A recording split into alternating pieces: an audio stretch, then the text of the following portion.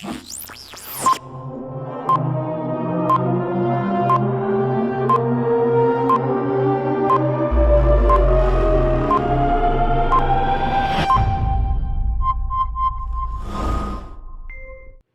اللہ الرحمن الرحیم والعصر ان الانسان لفی خسر صدق اللہ العظیم۔ اللہ تبارک و تعالی کا ارشاد ہے کہ قسم ہے زمانے کی انسان نقصان میں ہے، مگر وہ لوگ نہیں جو ایمان لائے اور اعمال صالحہ کرتے رہے، آپس میں حق بات کی تاکید اور صبر کی تلقین کرتے رہے۔ یہ انسان کی زندگی کا مقصد، یہ ایک ابدی حقیقت ہے کہ انسان جو بھی دنیا میں آیا ہے وہ زندگی کے مراحل گزارنے کے بعد بچپن، جوانی اور بڑھاپا ایک دن قبر کی گہرائیوں میں جا کر سو جاتا ہے۔ اس دوران وہ تعلیم بھی حاصل کرتا ہے، وہ کاروبار بھی کرتا ہے، وہ نوکری بھی کرتا ہے۔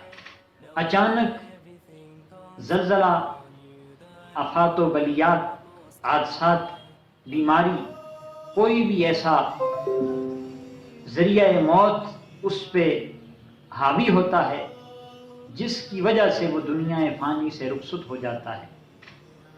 تو کیا انسان کی زندگی کا مقصد یہی تھا کہ آیا، تعلیم حاصل کی، نوکری کی، پینشن ملی اور رخصت ہو گیا؟ سوچنے کی بات ہے کہ انسان کی زندگی کا مقصد کیا ہے۔ انسان کی زندگی کے مقاصد کے سلسلے میں 3 نظریے ہیں۔ ایک نظریہ ہے مادیت پرستوں کا، وہ کہتے ہیں انسان حادثے کی پیداوار ہے، ایک حادثہ ہوا، انسان بن گیا، انسان کا کام ہے مشین کے پرزے کی طرح کام کرتے رہنا، کمانا، کھانا، سو جانا اور دنیا سے رخصت ہو جانا۔ اسلام اس نظریے کی نفی کرتا ہے۔ دوسرا نظریہ ہے خلوت نشینوں کا، ربانیت کا، کہ انسان گناہ گار ہے، گناہوں سے بچنے کے لیے انسان کو جنگلوں میں جانا ہوگا، غاروں میں رہنا ہوگا، خلوت نشینی اختیار کرنی ہوگی، تب جا کر وہ گناہوں سے بچ سکتا ہے، ورنہ وہ گناہوں سے نہیں بچ سکتا۔ اسلام اس بات کی بھی نفی کرتا ہے۔ تیسرا مقصد، اصل جو مقصد ہے وہ یہ کیا ہے؟ وہ خاص مقصد ہے کہ انسان ایک خاص مقصد کی خاطر دنیا میں بھیجا گیا ہے۔ انسان اشرف المخلوقات ہے، انسان اللہ کا نائب ہے۔ انسان کی دنیا کے اندر اللہ تعالیٰ نے ڈیوٹی لگا رکھی ہے کہ جو تجھے عہدہ اور اختیار دیا گیا ہے، جو تجھے امانت سونپی گئی ہے، تو اس کا کس طریقے سے استعمال کر رہا ہے۔ دنیا تو عارضی ہے، دنیا تو دارالامان ہے، دنیا کے اندر تو نے نفاذ اسلام کے لیے، اسلام کی بقا کے لیے، اسلام کی اشاعت کے لیے کتنا اپنا حصہ ادا کیا ہے، اپنا کردار کتنا ادا کیا ہے۔ انسان تو ایک نورانی مسافر ہے جو لامکانی حدود سے اتر کر فانی دنیا میں آیا ہے، اور قدم قدم پر تو اپنی حقیقی منزل کی طرف رواں دواں ہے، اور ناداں ہے وہ انسان جو حقیقی منزل کی طرف چلتے ہوئے دنیا فانی کی بہاروں کے اندر الجھ کر رہ جائے۔ اس لیے انسان کی زندگی کا مقصد وَمَا خَلَقْتُ الْجِنَّ وَالْإِنسَ إِلَّا لِيَعْبُدُونِ، اللہ تعالیٰ نے جنوں اور انسانوں کو اپنی عبادت کے لیے پیدا کیا ہے۔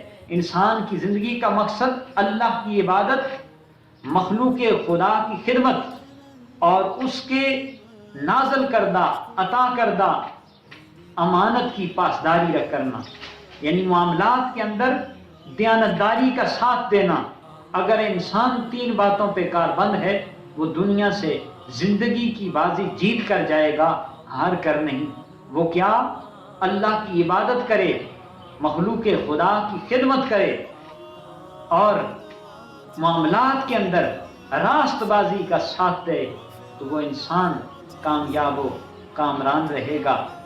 اس لیے سامعین محترم، اللہ کے ولی بایزید بستامی رحمۃ اللہ علیہ کو اللہ کی بارگاہ میں جب پیش کیا گیا تو آپ کو اللہ نے پوچھا کہ بتاؤ کہ اب آپ کی بخشش کس وجہ سے ہوگی؟ تو آپ تو اللہ کے ولی تھے، ولی کامل تھے، انہوں نے تو اللہ پہ ہی توکل کیا ہے۔ اللہ تعالیٰ نے فرمایا ہاں آج آپ کی بخشش میں کرتا ہوں۔ ایک رات کو ایک بلی کا بچہ سردی میں ٹھٹر رہا تھا، اس کو اٹھا کر آپ اپنے بستر میں لے گئے، بستر میں رکھا، بستر کی تپش اسے ملی اور اس کی زبان سے جو دعا نکلی تھی اس دعا کے وسیلے سے بایزید بستامی میں تمہاری ساری غلطیوں کو معاف کرتا ہوں اور تمہیں جنت کا حقدار بناتا ہوں۔ مخلوق کی خدمت سے اللہ تعالیٰ بخش دیتا ہے۔ اللہ سے دعا ہے اللہ پاک عمل کی توفیق بخشے۔ وما علینا